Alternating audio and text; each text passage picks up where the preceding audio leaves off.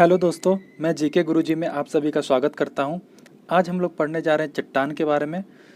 तो ये part 2 video है। इससे रिलेटेड जो पार्ट 1 है जिसमें मैं सारा थ्योरी बेस बताया हूं, उसे जाके देखें तो आपको ज़्यादा अच्छे से समझ में आएगा। उसके बाद आप इसे देखिए, इसमें जो है सारे प्रीवियस ईयर का क्वेश्चन डाला हूँ जो आपके लिए काफ़ी बेनिफिट होगा और आपको पता चलेगा कि इस चट्टान चैप्टर से कैसे कैसे क्वेश्चन एग्ज़ाम में आते हैं और कैसा क्वेश्चन पूछा गया है। इसमें मैं प्रीवियस ईयर का क्वेश्चन ही डाला हूँ और थ्योरी का जो क्वेश्चन सारा वीडियो है वो पार्ट 1 है, वो जाके देखें आप पहले, उसके बाद इसे देखें। तो आइए हम लोग स्टार्ट करते हैं क्वेश्चन नंबर 1 से। निर्माण की दृष्टि से निम्न में से कौन सी चट्टान सर्वाधिक प्राचीन है? ठीक है, सर्वाधिक प्राचीन है यानी सबसे पुराना चट्टान कौन सा है? ये एसएससी 2015 में पूछा गया क्वेश्चन है। तो ऑप्शन नंबर ए है अग्नेय चट्टान, बी है अवसादी चट्टान, सी है अधिवितलीय चट्टान और डी है कायांतरित चट्टान। ठीक है, तो सबसे पुराना चट्टान की अगर हम लोग बात करते हैं तो वो अग्नेय चट्टान होता है। सबसे पुराना चट्टान अग्नेय चट्टान है। उसके बाद अगर हम लोग क्षेत्रफल की दृष्टि से देखते हैं कि क्षेत्रफल की दृष्टि में पूरे पृथ्वी पे सबसे ज़्यादा फैलाव किस चट्टान का है, तो वो है अवसादी चट्टान। सबसे ज़्यादा फैलाव का ये जो है पूरे पृथ्वी पे जो है 75% भागों में फैला हुआ है, 75% भागों में। लेकिन पुराना चट्टान की बात करेंगे तो वो अग्नेय चट्टान होगा। ठीक है, अब क्वेश्चन नंबर 2 की हम लोग बात कर लेते हैं। तो अग्नेय चट्टान बनती है, ऑप्शन नंबर ए है गर्म लावा के ठंडे होने से, बी है पर्वतों के गिरने से, सी है भूकंप से, डी है इनमें से कोई नहीं। ठीक है, तो मैंने पार्ट 1 वीडियो में बताया है पूरा थ्योरी कि जो ज्वालामुखी होता है इसमें से जो गरम गरम जो लिक्विड निकलता है उसे लावा कहते हैं, और ये जो गरम लिक्विड जो यहाँ के लावा जो यहाँ के ठंडा होके जम जाता है तो उसे अग्नेय चट्टान कहते हैं। तो गरम लावा के यहाँ पे आके जम के ठंडा होने से जो बनता है उसे अग्नेय चट्टान कहते हैं। तो इसका आंसर हो जाएगा ए नंबर। अब क्वेश्चन नंबर 3 की हम लोग बात कर लेते हैं कि भूगर्भ में विशाल आकार की गुंबदाकार अग्नेय चट्टान को निम्न में से किस नाम से जाना जाता है? ठीक है, गुंबदाकार जो आकृति का अग्नेय चट्टान है उसे किस नाम से जाना जाता है? ऑप्शन नंबर ए है batholith, option number B phacolith, D dyke और सी लेपोलिथ।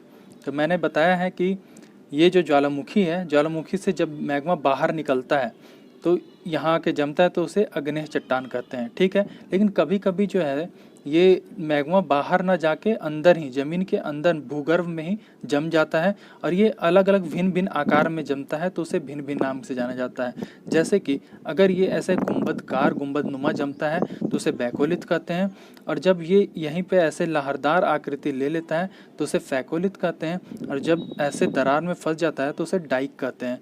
तो इसमें पूछा गया है कि गुंबदाकार, तो गुंबदाकार जो आकृति लेता है तो उसे क्या कहते हैं? बैकोलिथ है। आप पार्ट 1 देखिए, पार्ट 1 में सारा मैं डिटेल से बताया हूँ। अब क्वेश्चन नंबर 4 की बात करते हैं। तो जानवरों, वनस्पति एवं सूक्ष्म जीव के अवशेष किस प्रकार के चट्टान में मिलते हैं? ठीक है, ऑप्शन नंबर ए है अग्नेय चट्टान, बी है अवसादी चट्टान, सी है कायांतरित चट्टान और डी है अधिवितलीय चट्टान। ठीक है, तो ये जो है ज्वालामुखी होता है, इसे समझते हैं हम लोग ज्वालामुखी। ज्वालामुखी से जो मैग्मा जो है बाहर निकलता है ये बहुत गर्म होता है, तो इसमें कोई भी वनस्पति जीव या सूक्ष्म जीव कुछ भी नहीं जमते हैं। जो भी उगते हैं तो वो इतने गर्म होते हैं कि जल के मर जाते हैं।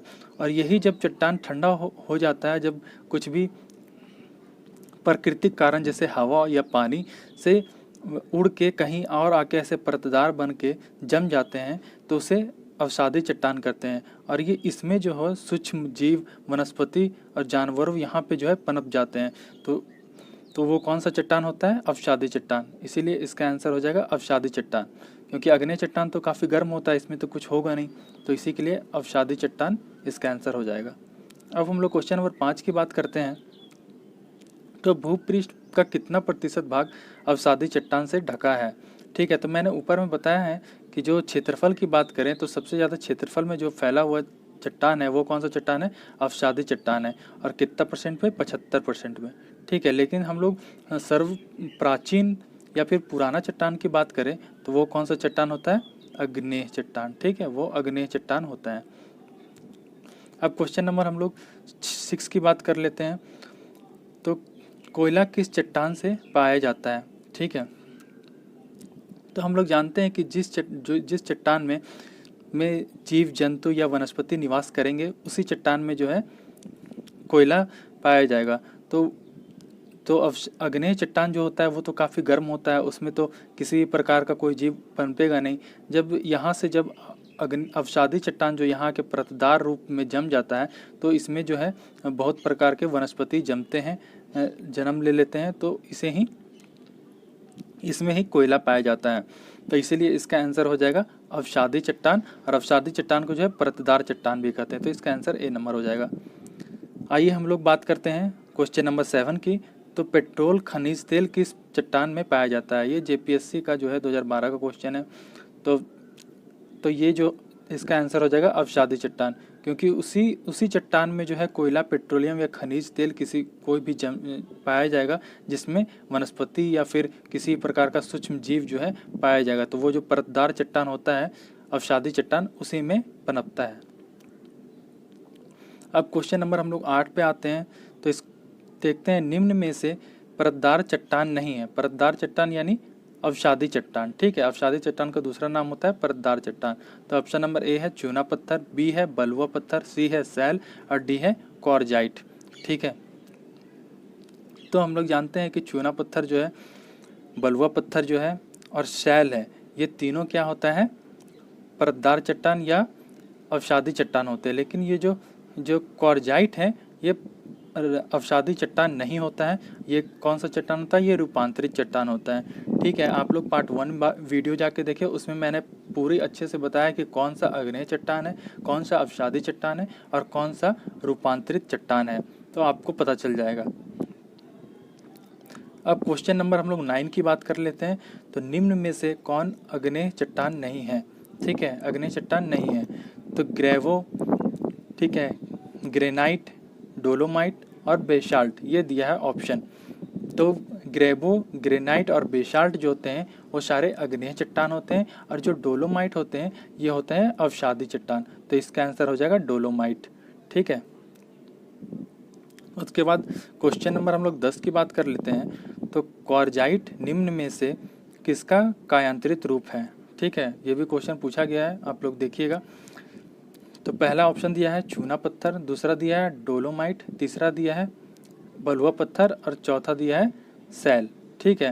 तो इसका आंसर हो जाएगा बलुआ पत्थर। बलुआ पत्थर से जो है क्वार्जाइट जो रूपांतरित होकर बनता है वो क्वार्जाइट बनता है बलुआ पत्थर से। अब क्वेश्चन नंबर 10 पे हम लोग देखते हैं।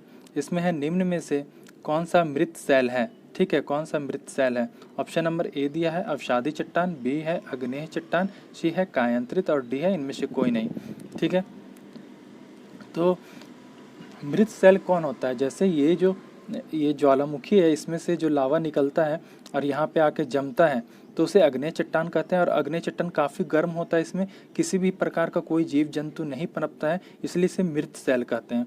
तो ये इसका आंसर हो जाएगा बी नंबर, आग्नेय सैल, ठीक है। उसके बाद 12 नंबर क्वेश्चन पे हम लोग देखते हैं। इसमें दिया गया है निम्न में से कौन सा आग्नेय सैल के उदाहरण है, ठीक है। कौन सा आग्नेय सैल के उदाहरण है? ये एसएससी 2013 का क्वेश्चन पूछा गया है। पहला ऑप्शन दिया है सिस्ट, दूसरा दिया है ग्रेनाइट, तीसरा दिया है स्लेट और चौथा दिया है डोलोमाइट, ठीक है। तो इसका आंसर हो जाएगा ग्रेनाइट। ग्रेनाइट बी ऑप्शन हो जाएगा। ये जो है आग्नेय सैल के उदाहरण है। बाकी अगर आप सिस्ट देखिएगा, सिस्ट और स्लेट, ये दोनों जो होता है ये रूपांतरित चट्टान है, और जो डोलोमाइट होता है ये अवसादी चट्टान है, ठीक है। मैंने पार्ट 1 में बताया है कि कौन आग्नेय होता है, कौन अवसादी होता है, कौन रूपांतरित चट्टान होता है, और बहुत ही अच्छे ट्रिक से बताया है। आप लोग एक बार देखेंगे आप लोग को सारा याद हो जाएगा, तो आप उसे पार्ट 1 जाके देखें।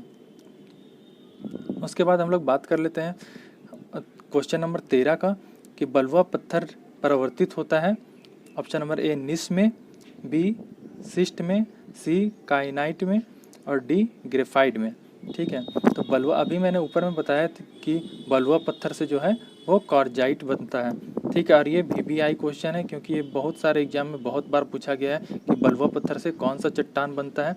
तो जो रूपांतरित होकर बलुआ पत्थर से बनता है वो क्वार्जाइट बनता है। उसके बाद क्वेश्चन नंबर 14 की हम लोग बात कर लेते हैं। तो स्लेट और संगमरमर हैं, ठीक है, अवसादी चट्टान, सॉरी आग्नेय चट्टान, अवसादी चट्टान, कायांतरित चट्टान या संगमरमर। तो स्लेट और संगमरमर जो होते हैं वो कौन कौन सा चट्टान होते हैं? कायांतरित चट्टान होते हैं, ठीक है। क्योंकि जो स्लेट होता है वो किससे बनता है? चूना पत्थर से जो है चेंज होके, चूना पत्थर से चेंज होके ये संगमरमर बनता है। और जो स्लेट है वो किससे बनता है? सैल, ठीक है, सैल से जो चेंज होके रूपांतरित में स्लेट बन जाता है, ठीक है। तो इसे आप लोग याद रखिएगा, मैं बहुत अच्छा से समझाया हूँ पार्ट 1 वीडियो में, आप उसे देखें। अब 15 नंबर क्वेश्चन की बात कर लेते हैं कि अभ्रक किस चट्टान से मिलता है, ठीक है। तो अभ्रक किससे मिलता है? ये ऑप्शन नंबर ए है ग्रेनाइट, बी है निस, सी है अवसादी और डी है पैग्माटाइट, ठीक है। तो पैग्माटाइट जो है वो अभ्रक के लिए बहुत ही फेमस है। पैग्माटाइट जो है उससे अभ्रक मिलता है। और ये पैग्माटाइट जो होता है वो झारखंड के कोडरमा में बहुत अधिक मात्रा में मिलती है, इसलिए झारखंड के कोडरमा को अभ्रक राजधानी भी कहा जाता है। और ये बहुत ही खनिज की दृष्टि से जो अभ्रक है वो बहुत ही महत्वपूर्ण है। ये भी VVI क्वेश्चन है, इसे आप लोग याद कर लीजिएगा। अब क्वेश्चन नंबर 16 की हम लोग बात करते हैं कि निम्न में से आग्नेय चट्टान है। ये SSC 2015 का क्वेश्चन पूछा गया है कि आग्नेय चट्टान कौन है? बलुआ पत्थर, ग्रेनाइट, शैल या लिग्नाइट। ये 4 ऑप्शन दिए गए हैं। तो हम लोग को पता है कि बलुआ पत्थर, शैल और लिग्नाइट जो होता है ये अवसादी चट्टान है। तो आग्नेय चट्टान कौन हो जाएगा? ग्रेनाइट हो जाएगा। ये ऑप्शन नंबर बी इसका आंसर हो जाएगा। तो आप लोग अगर इसका पार्ट 1 जो है वीडियो नहीं देखें तो पार्ट 1 जाके देखें, उसके बाद आप लोग इस वीडियो को देखें तो आप लोग को ज़्यादा बेहतर तरीक़ा से अच्छा से समझ में आएगा। मैं उसमें पूरा डिटेल में सारा चीज़ बता रखा हूँ कि कौन क्या है। तो ऐसे ही वीडियो पाने के लिए आप मेरे वीडियो को सब्सक्राइब करें, शेयर करें, लाइक करें। तब तक के लिए धन्यवाद।